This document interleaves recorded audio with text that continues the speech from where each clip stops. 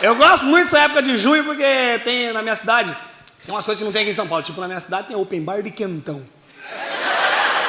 Maravilhoso. Só que você bebe aquilo, na hora que você tá do nada, você acorda em sua casa, 4 horas da manhã. Você fala, ué, a cabeça... Parece que dá uma rave na sua testa, os piolhos ficam tudo, quer doce, quer doce. A bagunça. Não, a bagunça, o piolho comendo lenha chupando casco, uma bagunça.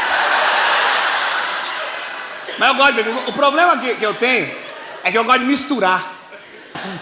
Mas eu gosto de misturar. Eu fui no rodeio uma vez, lá em Barretos, e eu falei assim, moça, eu quero ficar bêbado. Qual é a bebida mais desgraçada da Lazarena que você tem aqui? Ela falou, capeta. Falei, já é sugestivo pra desgraça. Eu vi o que vinha, falei, vamos fazer a mais forte? Falou, como vai ser? Falei, pega todas as garrafas, vamos misturar um pouquinho de cada. Falou, vai ficar caro. Veio o fígado, veio aqui na boca, falou, nem que é forte, eu cheque.